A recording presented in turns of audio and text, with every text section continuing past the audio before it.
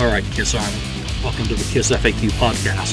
Thank you for giving us your time today and letting us into your head. I hope we don't do any damage. This is a KISS-related podcast by the board for the board. We hope that you enjoy.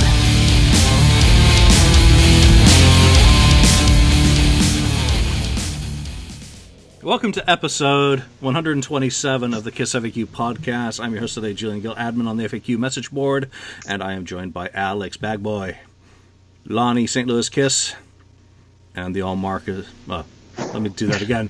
The Almighty, Marcus Almighty Mark. Thank you very much, gentlemen, for joining me, as always, and thank you all for joining us.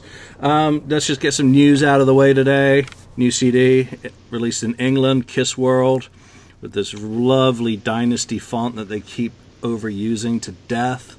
It's got a really good, they did Greatest Hits years ago, and I think I mentioned that before, right after Finsbury Park in 97, which, since my car broke down on the way to that gig, I ended up just with getting a fucking CD, so wasn't in England for this show either. So it's I'm a Legend Tonight on it, Modern Day Delilah, Hell or Hallelujah. Alex just asked us a moment ago, no re-records. It does have typos and errors and shit like that, and I think it's Psycho Circus being credited to 2001, and I Was Made for Loving You being given the wrong... 2012. It was 2012? Yeah, something like that. So, just the sort of things that Kiss fans go up the wall about. So, whatever. It's a greatest hits package. They sell. We know that. Look at the 900,000 copies the very best of Kiss has sold. And you know what? I'm going to hand it to them on this, that it's got Tommy and Eric on the cover in makeup just to piss off the people who are going to be pulling their hair out, stabbing themselves in the eyes, and, well, okay. Yeah, being their usual cheery selves. Okay, other news, and I got to reach over and get this fucker. Kiss Alive Forever, digital copy, issued yesterday. This is my copy. It's fallen apart. Here's a little worn. Yeah, let's have a... Yeah, mine's got a lot of red ink in it, actually, so I added a lot of information into mine, and it fell apart. So I've had a digital copy for a few years on my phone because I scanned this into a PDF. And did you guys see the picture with it next to the toilet that they posted on the Facebook page? Yeah, but that come was on, my book. How many people would deny never reading that? There, that's dead time. I've read that freaking book so many times, so I'm looking forward to talking to Kurt and Jeff about it. I want to dig into a little bit more of the history. They are on the latest podcast, which just dropped today. I just finished listening to that 10 minutes ago. Ken, as always, not worthy, my friend. Excellent episode, very entertaining. Jeff and Kurt are engaging. They know the topic. They've got the facts and all that, to hand, and the stories behind the stories. So, like I said, I'm going to talk to them in a couple of days, and, we'll have an episode up, and hopefully I won't retread the same ground that's been gone over on the excellent podcast. So, that I think is just about it for news right now, other than perhaps what we're doing today, which is we don't have a topic. We're going to the board. We're going to look at what people on the FAQ are talking about, and we're going to chime in on some of these topics and take them in our own direction. I think I want to go with the first one, and that's the rock and roll over demos, obviously leaked, and that thread has degenerated into an attack on Kurt and Jeff. Starts with rock and roll over demos, which are very cool. You can listen to them up on YouTube. I don't think the stuff has been put up on Dime a Dozen yet, full lossless, so you can at least hear them. But, getting into some of the stuff about Kiss Live Forever and the FAQ, I gotta say we're a very unique community that something can start off so positively about talking about a leak of audio and degenerate into an attack on some authors. So here's to you, FAQ. No wonder I'm hated by Kiss and everyone associated with the band. So Lonnie, let's go to you. What topics are jumping out at you today? Well, what really jumped out to me today was the news, and there's a thread out on the board, that the theme for Kiss Cruise 7 is Kiss World at Sea. Yeah. And I'm sure everybody just made their size, and I'm sure everybody around the world, for the most part, made their size, because it's disappointing, and I'm glad I'm not going, to be honest with you, because it doesn't, it sounds like they're going to wear the creatures' outfits again. It's just going to be maybe, what it seems like to me is just going to be a mini replica of the stage that they've been using on tour, and they're just going to go out and do, maybe they'll throw in some gems, but it doesn't have a theme. I mean, what's made the Kiss Cruise exciting, at least from a spectator's point of view, the last few years, even if you're not going, is to see Kiss in the different outfits, with the Alive outfits, with the Creatures outfits, them playing in suits for the Dress to Kill theme, having a different stage with the Alive stage, with the Creature stage. That's made it more fun and kept, the same basically the same vacation every year for a lot of people, fresh every year. It's still, we're going on the Kiss Cruise every year, but it's still fresh. It's still going to be something new that we haven't seen before, and it's something very unique that's going to be very unique to us going on the cruise. And it doesn't sound like they're going to get that this year. That's kind of, it's very disappointing, and for my end, and I'm not even going. So had I dropped a few grand to go, I'd be kind of hacked off today, to say the least. What do you guys think about that? Do you think we're jumping to conclusions and automatically assuming that Kiss World as a theme is going to mean what they've been doing as Kiss World now? Or is there just too much of an expectation that they were going to do something thematically based on, say, Dynasty? I think that was the one most recently. They've kind of worked their way through some of the more visual costumes, like you just ran through the whole list. What haven't they done? Well, they haven't done Kiss First Kiss Tour, and they haven't done Dynasty. Or do Destroyer, make a mini replica of that Destroyer stage on that small stage. That's workable. I mean, you could do that. Yeah, we've said that quite a few times, actually. Yeah, I mean, we've mentioned that before. So I don't think that they're out of ideas. I just think they're lazy. Creative juices are just... I just think they don't know what to do right now. I think it's kind of making that title of it, Kiss at Sea, seems very neutral. It just seems that they can spin it off into something else if they wanted to from that point. But just right now, rather than saying we don't have a clue what to do, they just have to kind of go out there with something, just to kind of, not bring up too many people scratching their head wondering what the heck's going on right now, right? I think that's kind of what's going on with it at this point. I mean, will they change it from Kiss at Sea? Who knows, but they still have the option to, in my opinion. Yeah, dodgy seamen at sea, or maybe Wow. or maybe taking into account the political situation in the world and Kiss fans on a boat, Psycho Circus at sea, Asylum at sea, Asylum. That'd be good. Now you're stretching it, but I don't know. I just Crazy Nights at Sea. There you go. Oh, Jesus. Everyone will be showing up in their blue thong. The guys. Wow. Not the gals. The gals will be... No, the guys, obviously. Yeah. The guys will be sticking forks in their eyes. I mean, obviously they're not going to do Asylum at Sea. They're not going to do Crazy Nights at Sea. Even I'll say they're not going to do Revenge at Sea as much as I'd like them to do. They're going to wear the makeup for those indoor shows. They're just not going to do that. And at this point, I'd be shocked if they would do anything like that. But to say Kiss World at Sea, well, they just came off the Kiss World European tour. It really it gives you the vibe and it gives you the feel of just a continuation of that tour. Oh, but we're on a boat instead. And yeah, we might throw a few extra songs for the people that ponied up and that are here. But it's kind of disappointing. Yeah, Kiss World was very lackluster in terms of its stage. I've got to say, we hear the phrase, show them how the big boys do it, coming out of Mr. Simmons' mouth a lot. And then you see Kiss World has just toured Europe. And then I don't know if people saw some of the stuff maybe I posted, or it may have been on my other personal Facebook page, is Roger Waters' stage show in Mexico City recently, which obviously had a lot of highly political and somewhat derogatory overtones, but in terms of its visuals and everything. And today someone posted on the music board on the FAQ, Lonnie, Metallica, Busch Stadium. Have you seen any of that yet?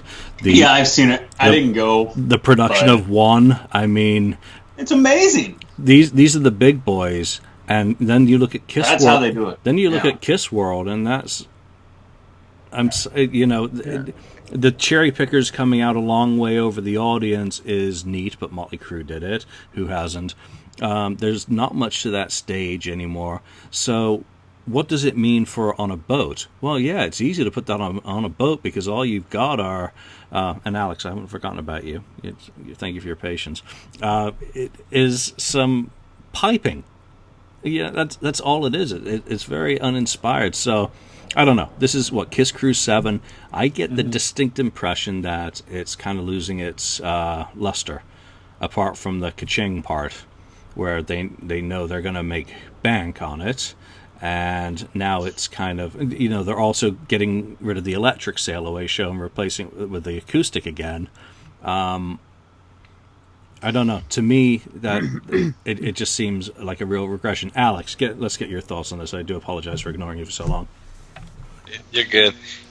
No, I think I don't know. I like to be optimistic and say maybe they just came up with the title because maybe they're still just trying to figure out what to do. They could be still floating some ideas around, and I think they were just kind of like, maybe the promoter was like, we've got to get a title out there. It's been a few months. We've had them out there much earlier. So I think like that. I am bummed that they did away with the electric the electric sailaway show, but it does say the acoustic storyteller set. So, but I'm hoping it's the real storytellers. I don't want to hear this one's off of Dynasty. Oh, no, should you say Dynasty called show? I don't want that. Then I want to make sure that they're do something fun. Then, I think it was great when Paul did the that one song. Was it So Long? And he kind of gave a little preface about it, and I think he did a little bit with Mistake too when he did it. So I'm hoping at least it'll be, if they're going to do the acoustic storyteller set, at least have some good dialogue in between the songs then too. Do some hidden stuff with it. But no, I agree with Lonnie. I'd like to see a theme. I don't know. I just kept looking at the picture down and thinking Paul's face looks really fat for the Kiss World thing. It looks a little bloated there, so I don't know what's going on, but I think they should have done a theme. I think a live tee would have been a great theme, and I think they should have done that. But yeah, didn't they already do that as a live worldwide? I mean, they wore the costumes, but I mean, who wouldn't want to see the Alive 2 set list again? I mean, granted, I think some people might crap a brick if they saw Eric do Hooligan, but I would love to see him do. That'd be fun. Yeah, I mean, shit, Tommy's already doing Shock Me, so why the hell not? So I think Kiss World, you're probably right. It's very early on. It's probably get an idea out there, keep the branding, but I still do think that they're losing, things are losing their luster, especially when they've lost Love Gun from the set on this last outing. I think, Gene has again kind of mentioned that they're closer to the end than they were. In 2013, they're talking about the end coming up. They just can't do this forever, especially if they can't do some of the songs that are just so critically important to them. So let's wait and see. At least Kiss World, there were no flags around it in a little square with a cute little airplane and any of the One for All type Kiss World type deal. Let's move on to another topic. I'm going to bring it up immediately. Gene Solo comes to Mexico. So good for Gene. He seems to be spreading his bat wings and heading out there a little bit more. Who's been watching YouTube video from this past week? In Philadelphia. What was that? What was that song he performed? I know he did a little bit of She's So European, and then My Sweet Dirty Love. Mr. Speed. Yeah. He did a little bit of Mr. Speed. Sweet and Dirty Love. So, off his Asshole album, and of course the leftover from Psycho Circus. So, Gene, I mean, it looks like he's not quite ready to not entertain. So, I'm very impressed. I can't wait for August. Wasn't that show also the one where he brought up some people from the audience to sing "I Love It Loud" with them as well? He did that. He did that in St. Louis too. Come on, he did that in 2007. Come on, that show when Paul was sick, went to hospital. He had people come up and help sing "Christine 16." So that's how he covers. His audience participation bit. So very cool. Okay, who wants to do the next topic? Mark.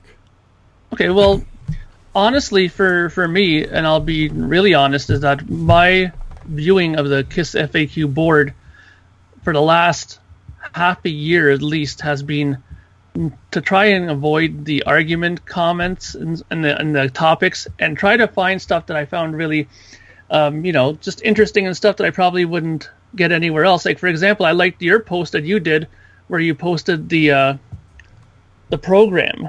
Oh yeah. From the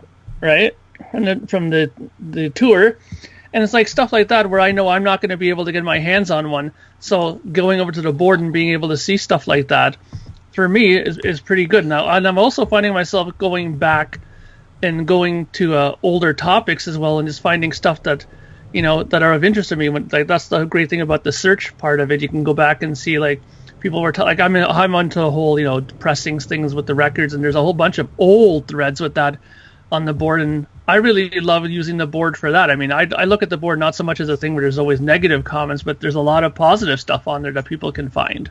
Where can find? you have to use the search function. You have to start digging to find it though.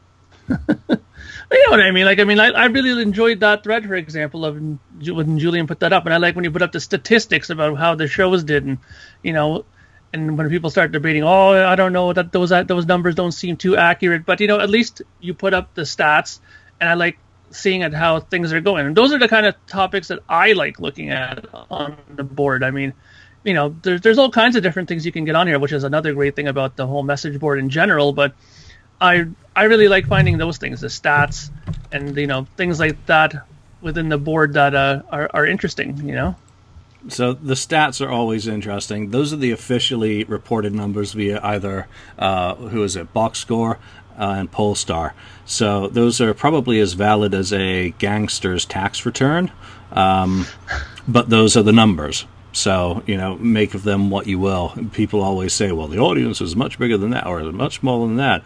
Yeah, well, we do have our resident dot counter on the board, Nibs, love you, who does a lot of analysis of the actual sales of shows. So I love it. I just live for this shit because I find it absolutely fascinating just to keep track of tour by tour and going back through newspaper articles, obviously, for the older shit.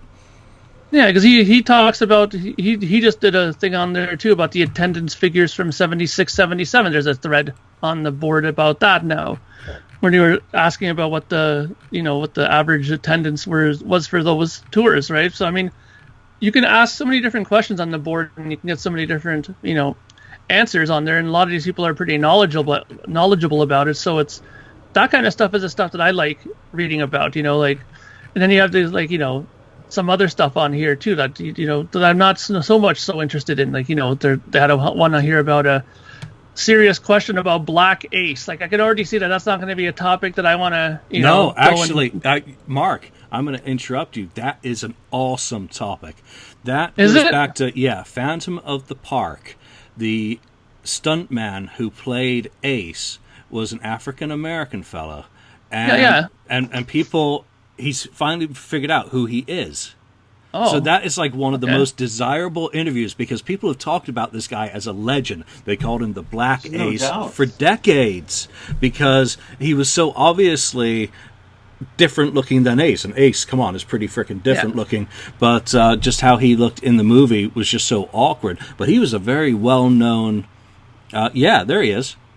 So, I mean, those, you just never know what you're going to get in a topic as well. And that's what I do love about the message board. I do not read a hell of a lot of threads on the FAQ. I keep the board running. And what that means is I pay for the hosting and work through all the technical details in the background. I do not have time to read message boards. I'm usually working. So when we do get a topic like that 20 years of people joking about Black Ace, and finally someone's posted a picture of him and a Facebook page of the cast and crew of extras on the set. I mean, that's just really cool. Lonnie, throw a topic out there. An interesting one that's out there, and that is Saint and Sinner 2007 said, in what year did Kiss sound the best live? And I think you can ask a lot of Kiss fans that question and get a very diversified group of answers. So let's what about you? Let's So what ask do you that guys question think? here. Yeah, Alex. So what do you guys think? What year did Kiss sound the best to you? And it could be on bootlegs or when you saw them live. Doesn't matter. Gosh, I gotta say, I think one of my favorite shows is the Buenos Aires, the Kissology 1994. 94, that holy bonus shit. disc. Any of those. I thought that show alone, like that period, I mean, nothing against the original period, but that was just like on point. Everybody was up to par, up to speed. But then I'll throw another one though real quick. Saint and Sinner, 83 mentioned on another post, but that Brooklyn 1996 Brooklyn Bridge performance that he did was excellent too. Isn't that a thread on the board today? Actually, it is a thread too. I was going to mention that one next, but that one I think is when they sounded really great too. That performance was excellent.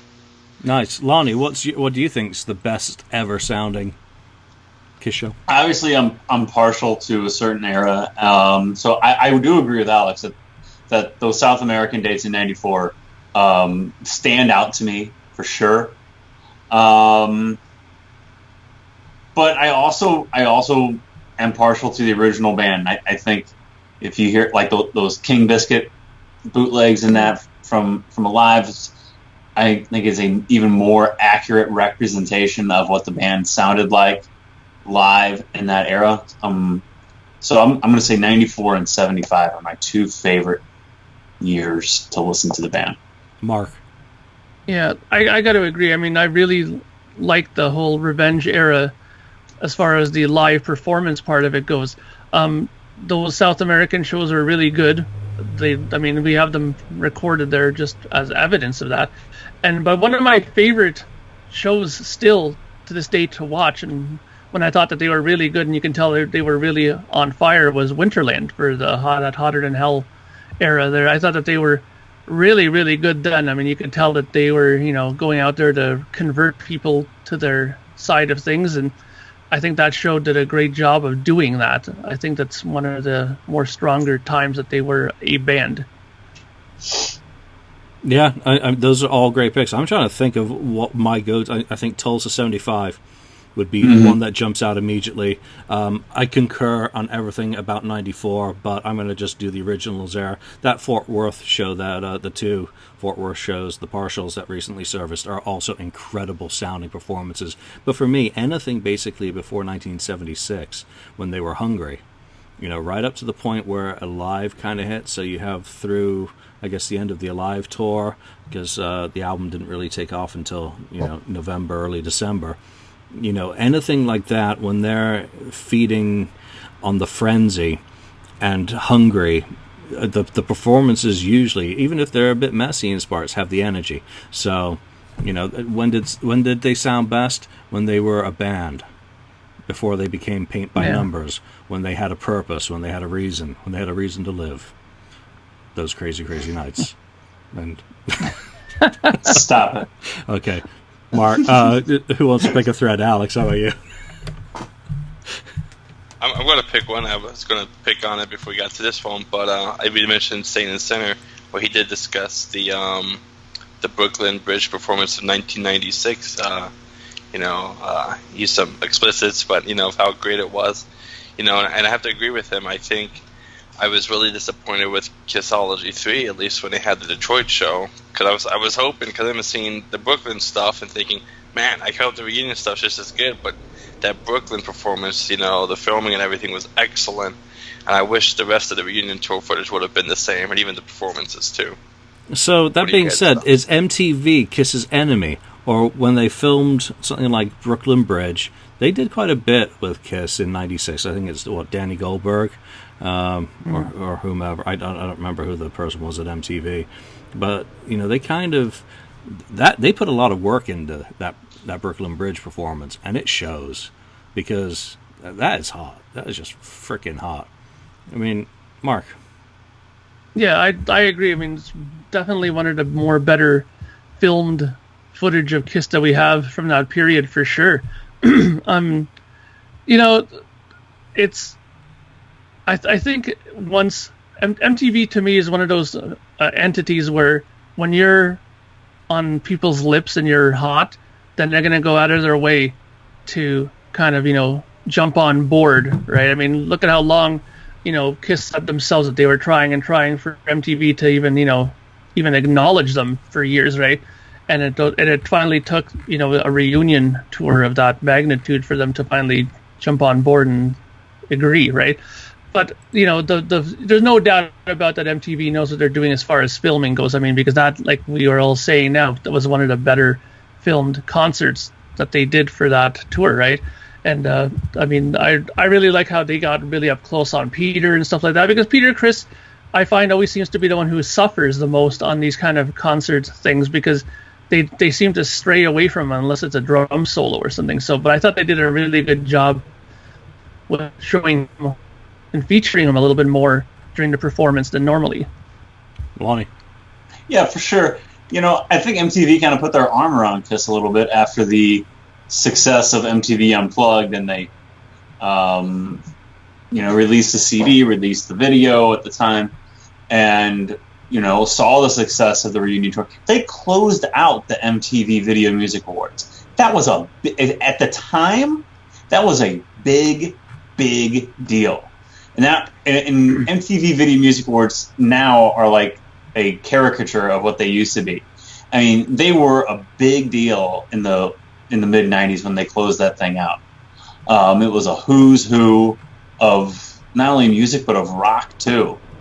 And for Kiss to be closing that out in '96 from underneath the Brooklyn Bridge, I mean, you're right. MTV stepped to the plate and gave Kiss the prime spot, the absolute most pristine spot they could give them with closing out that show. And not say, okay, you're going to close out the show from the hall where we're having it at. No, you're going to close out the show in grand Kiss style and did it under the Brooklyn Bridge. And it's not only was that a great idea, and it really kind of put I walked into school as a senior in high school. I walked into school the next day. I was so freaking proud of my band after watching that night, and everybody knew I was a Kiss fan, but after and all my friends, watched it because it was MTV Video Music Awards, and everybody, nobody could really say shit to me that day about them because they kicked ass and everybody knew it.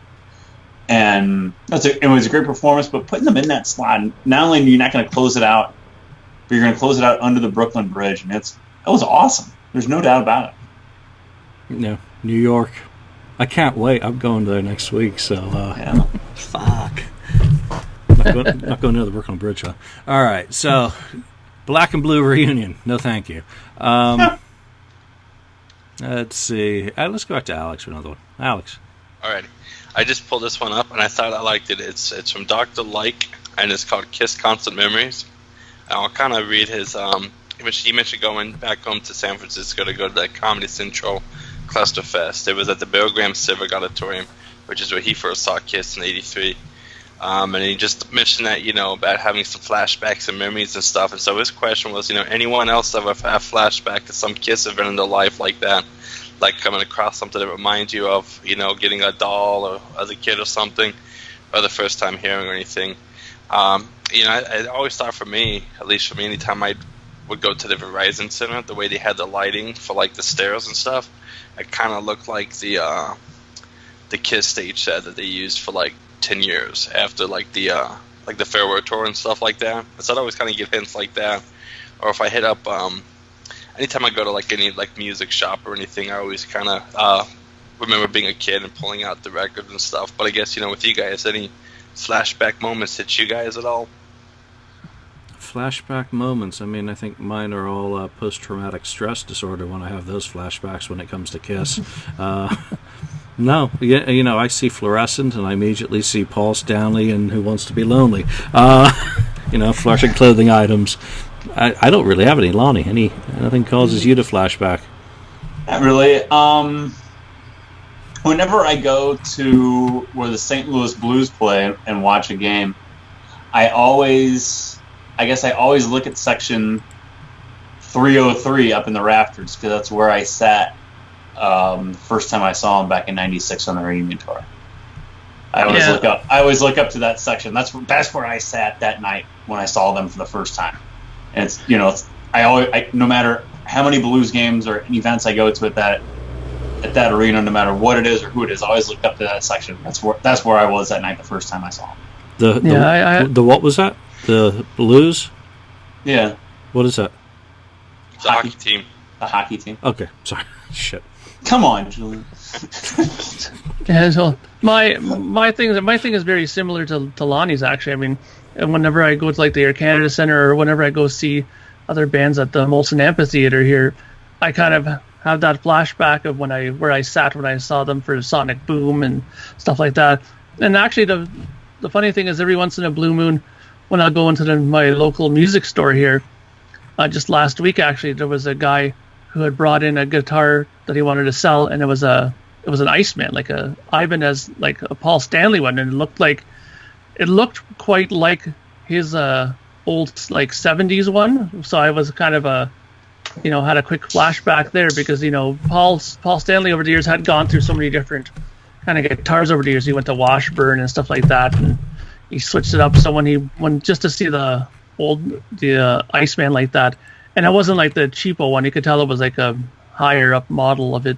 That kind of gave me a quick flashback of it. And since we're talking about music and that, one of the threads on there that I took an interest to, that I was looking at today, was let me see if I can get this guy's name right here. Iggy Montpelier. He posted Let's Talk About Gene's bass lines, which I thought was a kind of cool topic, because I think Gene, as we've talked about lots of times, is an extremely underrated bass player. And I mean, a lot of the bass lines that he's done on the record, and yeah, I know some people are going to say, well, Gene didn't play all the bass lines, but whatever. Let's just say, for argument's sake, that he played most of them.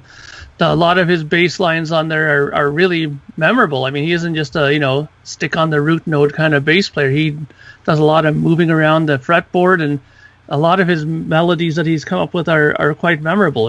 Going Blind is the one that instantly jumps out right away when you think about his bass playing. So I think that it's a really cool thread, and it's interesting to see interesting to see the songs that people bring up that they find that they're favorite ones that he's done.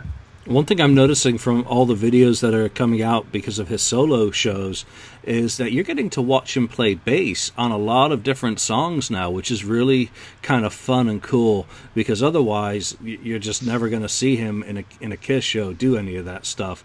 And so I've been absolutely fascinated to watch him actually play a lot of this obscure stuff, and he is a very competent player, without a doubt. And obviously I'm not a skilled musician in any sense of the word, but he looks comfortable. He knows he knows which end of the instrument to hold. More than that, he looks, he's doing stuff that they've never done, and he's doing it very well, with limited amount of rehearsal time. What was it for the Philly show? He got back from England, and a day later he's doing another show. And I'm sorry, at 68, 69 years old, however the hell old he is, he's doing impressively, and to be singing at the same time, which I can't even sing my own songs and play at the same time. So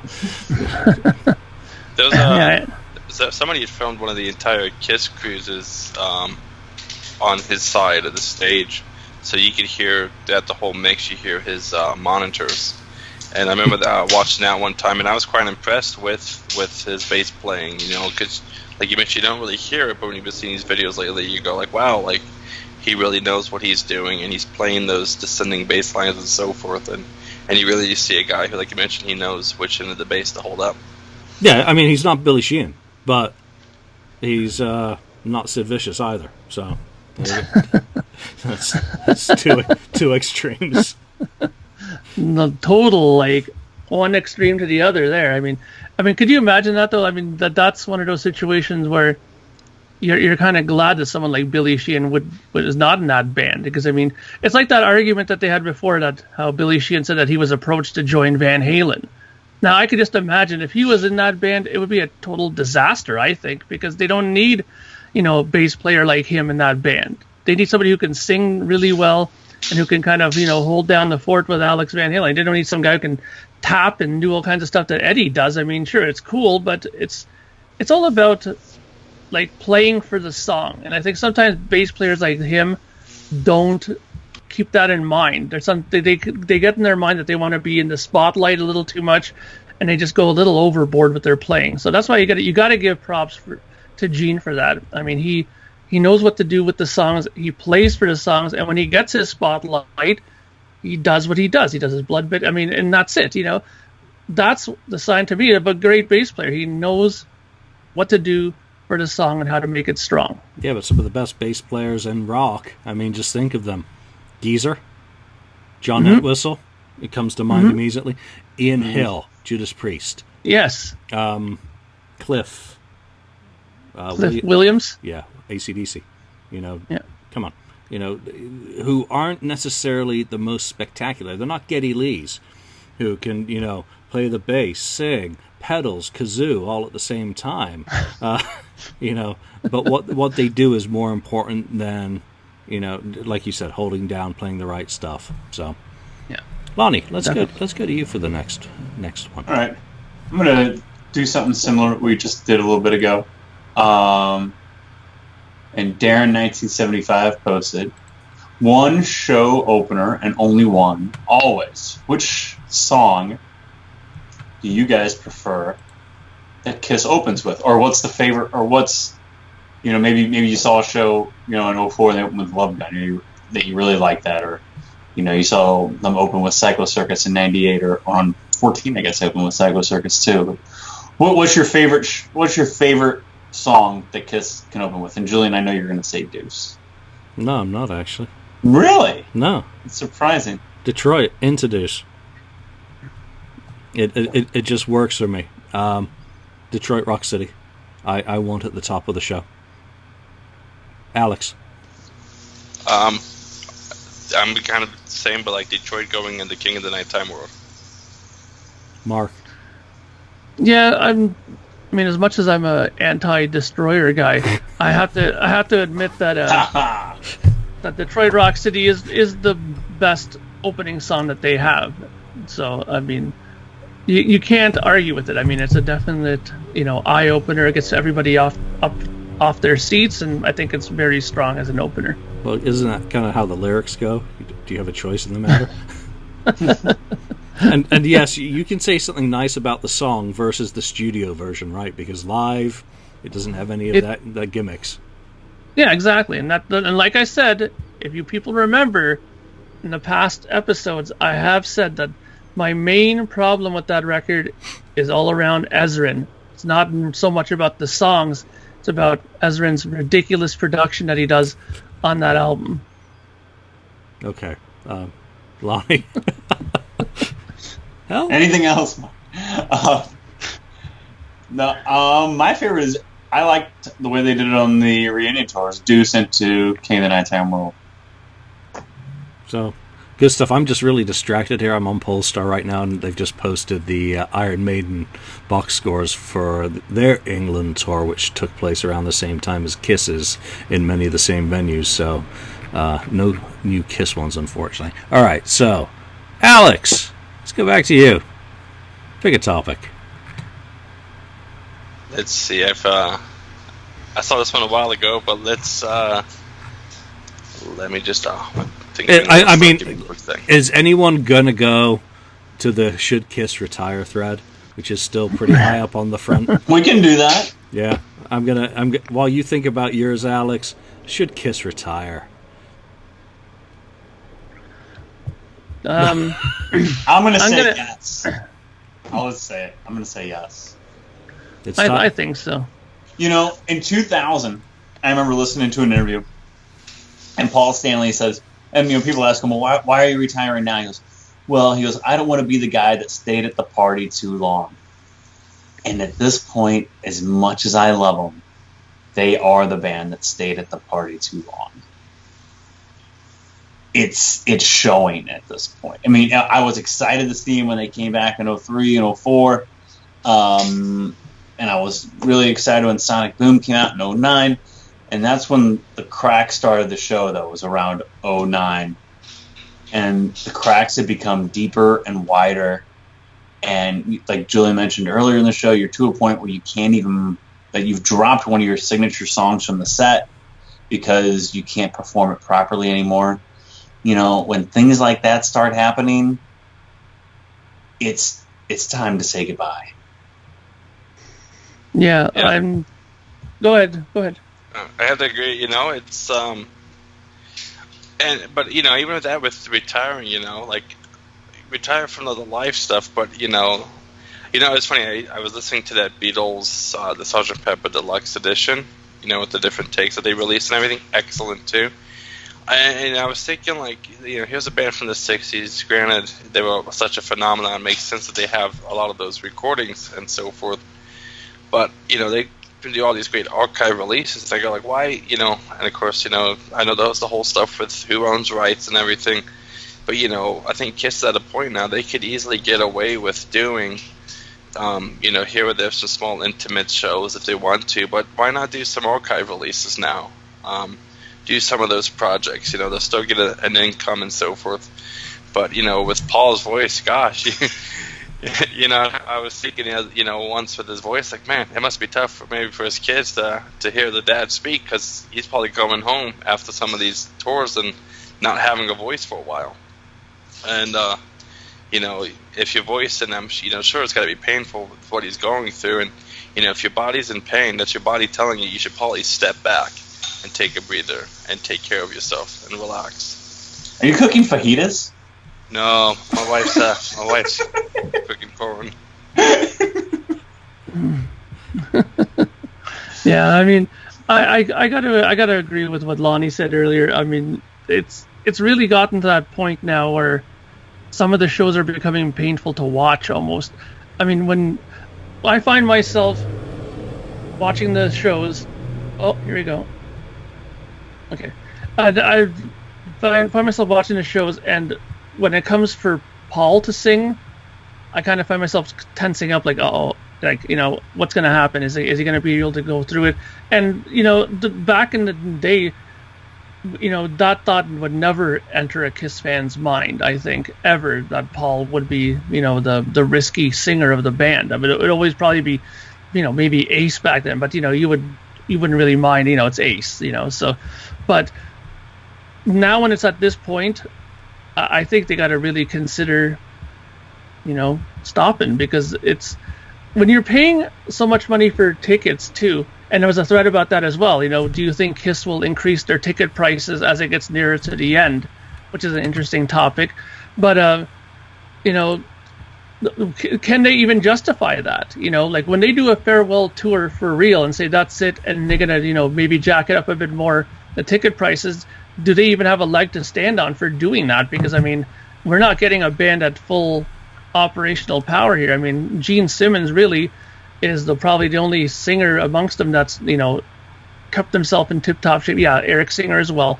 But, I mean, compared to Paul and Gene, who would have thought that he would have been the one who was in, great shape and still can sing his material just as well as he did before, So I find that now, if they really love their fans as much as they say they do, then they have to think about that, I think, as well. Because if you're charging these people a lot of money, are you charging them really? Are they getting what their money's worth? Are they getting their money's worth for what's coming up? That's what I get concerned about. Yeah, I think we've kind of reached the point where it's no longer valid or even worthwhile being an apologist or trying to make excuses, that it's the YouTube videos that don't sound good. And yeah, I've tried to kind of sugarcoat it to a certain extent, maybe for my own benefit. I still say after Reno that it was a different creature listening live with everything assaulting you in person than you do get. But it is noticeable, and bless Paul Stanley. I mean, it's just, fate is unkind. Fate doesn't care. That it to be him, of all the members of the band, to kind of crack first, is just cruel. It's so utterly. He can't even introduce a song now. So. Figure out how to end it and end it properly. I like Gene's idea. What was it? Free show?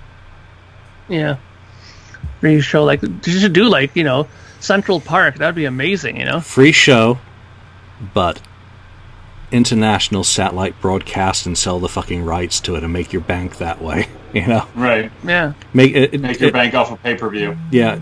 Do it in New York. It's got to be in New York. Regardless of where they've gone. Kiss was a New York band. It's got to be somewhere there. So what are the stadiums? You know, I really don't see, you know, millions of people turning up to need a Central Park for Kiss at this day and age because of staying so long and staying so visible for so many years after the fact. I think it would just be, oh, they're finally. It's going to be like Cher, you know. Oh, she's actually finally going to do it. Okay, reunion tour 14 or whatever. You know, farewell tour 14. But do it right. Just do it with the set with a pay-per-view to make the money, and DVD release afterwards with interviews. But do it with Ace and Peter, and you know, still have Tommy and Eric there. You know, respect everyone who's living. Bruce, Vinny, if you know, buy him dinner. As simple as that. Don't put him up in a sleazy Fleabag hotel. Buy him dinner. Put him in a nice hotel. But all the members of the band to come on, you know, for Rock and Roll All Night at the end. Maybe do a song that they were a member of the lineup. But it's time, I think. And then we can really get into the archives, right? Yeah. Lonnie, do you have a happier topic to? Do I have a happier? You chose the topic. Blame me. I know. I feel like I at did. the Kleenexes now. You know, I've got one. I couldn't find it, but I remember a long time ago, and I always liked it. But it was pretty much if you could pick any producer to produce a Kiss album, who would you pick? And you know, I was thinking the other day because I've been listening to quite a bit of Utopia. You know, that band that Todd Rundgren had in the '70s and the '80s. And I remember thinking, you know, because I did love The Elder, but I remember thinking, like, I wonder how it would sound if he had produced The Elder. What kind of changes he would have perhaps made. And then I also thought about even if he did a rock album, because I know he did an album a handful of years back called Arena. And I remember in an interview he mentioned like going back and listening to some of the heavier rock albums of the 70s and the day to get inspiration to what he wanted to make it sound like and stuff. And so when he came out with that Arena album, it came out as an excellent album. So I guess, you know, if you guys could pick a producer to produce a Kiss album, if you know, who would it have been? Lonnie. Someone who, I guess Bob Rock maybe, just to be different. I don't know. I can think of three. Because I don't know. I mean, what I would really like is another Eddie Kramer produced Kiss album. If I can choose it, if I can do it that way, I'd really like to see Eddie Kramer work with Kiss again. If I had my pick of a producer for the next Kiss album, it'd be for Eddie Kramer to work with Kiss one more time. You know, it's funny. Everybody seems to go back to him, including myself, right? To pick him, mainly because we always seem to associate the best Kiss album ever made, which is Rock and Roll Over, with him, right? But I think that there's some other producers that could have maybe did an interesting job with it. I mean, I think, you know, Mutt Lange would have been an interesting guy to have done some stuff with them, because I mean, he has a good grasp of songwriting, which is something that they need help with sometimes, right? Another guy that I thought that would be interesting in the new current time, because he's been kind of associated with the label of, you know, when a band needs to go back and make a record that's back to their roots, and I don't know if I buy that tag for this guy, but people always say Rick Rubin. You know, let's get Rick Rubin to do it. You know, Metallica used him. Sabbath used him for 13, and this now. Now I hate Rick Rubin's production style. I think it's overcompressed to shit. Who do you hate more, Rick Rubin or who do you hate more, Rick or Bob? Who do you hate more? It's close, but I gotta say I do hate Rick Rubin a bit more than Bob Ezrin. I mean, some of his production is just terrible, and really, what really bugs me about him is that this is a guy who sits his big rear end on a sofa, okay, lying down, listening to the playback of the stuff that was done and going, I don't like that pre-chorus. We should really do something different. And then he disappears for weeks at a time and gets the engineer to work with the band. Like, that is not a producer. You don't come in for an hour at a time, eat your disgusting vegetarian meals that he was always bringing there, and then say that this is how the record should go. And I just, even everybody I know that he's worked with has complained about him. Slipknot and all these guys who have said that he's come in and tried to work with them. They just don't like his style. And I don't like it either, this whole coming in 1 hour, I'm gone for the week, come back again. Like, that's not producing, and the end results are always shit anyways. So why do you hate vegetarians? Well, I hate them because I just hate them because they're related to him. Like, when I think of Rick Rubin, that's one of the things that clearly come into my head. But I don't hate vegetarians. Vegetarians are good people. Sandal-wearing vegans. Yeah, there you go. And granolas. But I think that he's another one that might be interesting because they always seem to associate that to it as well, right? But who knows what could happen if you would even have brought in, like, who else is some of the big producers of the time? Like you said, Bob Rock. There's a guy who's done a lot of records and has done records that were some of the more mentionable ones. Motley Crue's Dr. Feelgood, and the Black Album for Metallica. So I mean, could you imagine if Bob Rock made a record for Kiss that did something like that, like 15 million albums sold? Nobody would be talking about Eddie Kramer anymore, or Bob Ezrin. Or Bob Ezrin. Yeah. Yeah, something like Hot in the Shade could use Bob Rock. Yeah, at the time. Yeah. He would have been a hot producer at the time. At the time. I mean, as for, I don't know, I think when I start thinking about the kind of producers I do like, some of the work they've done, obviously Mutt Lange is kind of top of the list for me. I've thought about Bob Rock and Rubin, and no, they just wouldn't work with the band. I think an interesting one, who's the guy who did Nirvana's In Utero? Albini? Oh, Steve Albini? Yeah. Steve Albini. Yeah. The aggressive sound of that, the discordant, it could be kind of fun with Kiss. He would have been perfect Carnal and Souls. I think he could have made that sound like it wasn't recorded in a cardboard box. What's that, Alice in Chains? Down in a hole, whatever. I don't know any of that fucking stuff. So, now for an album, I think with Paul, they would need Ezrin. They need some magic. So best producer, simple as that, to help them out of a rut. All right, another thread, Alex. Me, I want to hear a little bit about. I was just at it. I hate it when my page locks up. Give me one sec. Blame the FAQ. Everyone else does. No, I still use Windows 7 on my laptop. Yeah, if that admin Windows 7 together.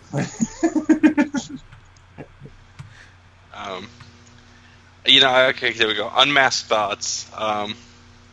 The person posted that he was been a fan since '77. Was it Elvis? When Unmasked came out, he was 10. Saying that, Kiss could have released a turd in the punch bowl and I would have drank it with a smile on my face. He mentioned he enjoyed Unmasked. But I was just kidding, now it's just like it's an oddball in the discography. So I guess, what's your guys' thoughts with Unmasked, overall? I mean, I know, like, my thoughts have always just been, I just wish there was, like, a heavier version. I remember Twisted Sister did that re-record of the Stay Hungry album, and they called it Still Hungry. I don't know if you guys ever heard that. I haven't. It's supposed to be like a little heavier, not as polished or poppy as I guess Stay Hungry was for them. And I did like it, and I've always kind of wished that. And I think somebody else mentioned that too. And if Paul's voice, if they can go in and re-record Unmasked, I think some of the songs are great. I think the production, though, that poppiness. I'm gonna say this. How many times have you listened to Destroyer Resurrected? Me? Yeah. That's what I listen to all the time. I don't listen to the regular one. You don't? To Resurrected. Oh shit! No. Well, that one doesn't work. Okay, I've listened to Destroyer Resurrected maybe twice. Still Hungry. I listened to once, and I'm like, this is why. I listen to Destroyer Resurrected about as often as I listen to the re-records, which is like I put it in one time, and that was more than enough. I'll be honest, I've listened to Destroyer Resurrected a hell of a lot more in the last year or two than I ever listened to the original. And that's mainly because I wanted to hear and kind of pick out the production stuff that was changed. You know, that was my interest in hearing it, because I wanted to hear what was done differently and what he mixed differently. Sure, but and I'd ask you what's your go-to version of the story, but we all know you don't have a go-to version of the story. The go-to one is the one that goes into the garbage. So no, I listen to Destroyer Resurrected about as much as I listen to those re-records, which is unlistenable. Really? You find it unlistenable compared to the original? Yes. Yes. Like what? Okay. What? Let me ask you this: what specifically about the resurrected one do you dislike? Like, what is it that you don't like? Because about it? it's not Destroyer. Because it doesn't sound like Kiss Destroyer.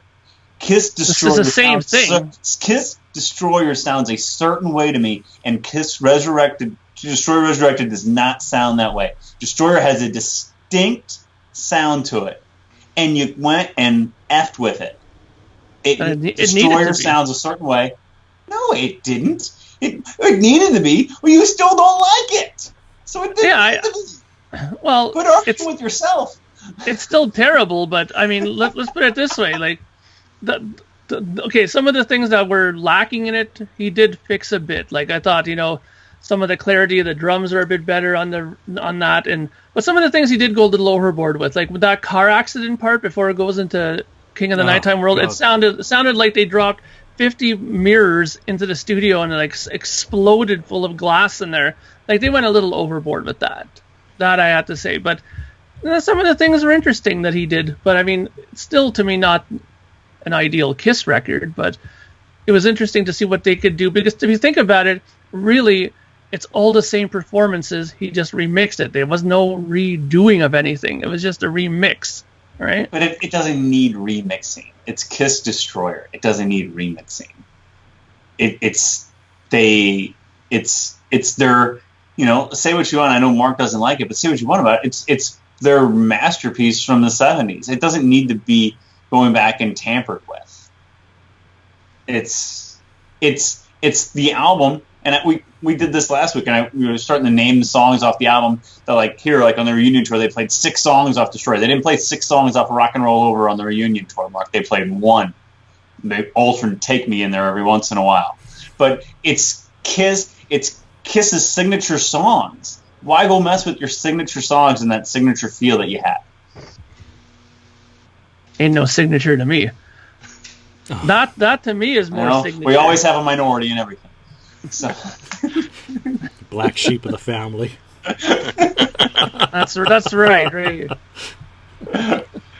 I like the guitar set that was found with Beth, though. I thought it was much more like, I don't know. It sounded more forward to me, at least with my. At least there was a guitar in it this time. And that's what I liked. I mean, I could say the same thing with that anniversary edition of Sgt. Pepper, that new 2017 stereo mix that Jazz Martin did. Yeah, it's not going to replace the original one, but I thought, wow, he did a great job of mixing it and bringing some things to life that I hadn't noticed before. Yes, and you know what? Let me tell you something. The thing that pissed me off about Beatles stereo records before is that they had this ridiculous notion that vocals should be here, drum set should be here. No. Put the damn vocals in the middle. Why they ever thought that you should put the vocals over here, so when you're listening to headphones, you have singing only coming out of this side. It just drove me nuts, okay? Like, those little corrections that Giles did and centering things and replacing it, that's what I love about the redone version of Sgt. Pepper. I'm glad you brought that up, Alex. Good man. Yeah, well, you brought up a couple of things there that I wanted to just chime in on. One is the guitars and the pianos are a little bit more obvious in Destroyer Resurrected, where they're used to augment the guitar, the chords. I like that, and especially in Beth, the underlying acoustic guitar track is, very useful. Okay, I want to go to that. I have not purchased the Sgt. Pepper's thing because I only want to listen to the 67 version, and yes, that's the one I've listened to all my life since I was 5 years old. I don't need it. But as far as a Kiss product goes, you get all these bands now that are doing like remix versions. You remember that Hollywood Rose CD that came out a few years ago, which had the demo tracks of Axl's, pre Guns N' Roses band. Yeah. And then you had the Yeah, Fred. he had like 3 versions of it. Yeah, the Fred Corey. And the Gilby Clarke. What I would love for them to do is to get Kiss producers, so Michael James Jackson, Ron Nevison, Vinny I think's retired completely. Eddie and Bob, to go in, and you get Bob Ezrin doing something with Crazy Nights Master Tracks, or with Unmasked. You have Eddie Kramer working on the tracks for, say, Detroit Rock City or Flaming Youth, as much as you can with the stuff that's been mixed down from, the way it was recorded. So you go back in and use those multi-tracks, but in the hands of a producer, and not any of these schmucks like Fred Corey, no offense to Fred, Binghamton guy, but, these people who are not high-level producers. I think that could be a really fun, 12 or 15 song album. Here's the 4 songs Bob Ezrin always wanted to tinker with. Okay. It's a good idea. Here's the ones Ron Nevison wants to retinker with Crazy Nights. Here's what I do now. Michael James Jackson, let him loose on Unmasked. I mean, hey, come in and do for it. I would love to actually hear that. That could be fun if they're using the original multi-tracks and not adding a single note of any other instrument that was not recorded at the time. So that means if there were 2 channels of stuff recorded that was never used, never heard, that they could bring it up in the mix, and just like Bob did on Resurrected with the acoustic guitar. That would be the only thing I'd ever want to hear another producer touching their material from the past. So, yeah, I mean that's a really interesting idea. I think it would be something that people would be interested in hearing as well. And just one other little comment I have to make about the Beatles thing, just really quickly, is that you said the 67 record is the one that you go to and want to hear. Now, I kind of agree with that as well, because my go-to version of that album is the mono one, because I agree with John Lennon, who said, if you haven't heard Sgt. Pepper in mono, you haven't heard that album.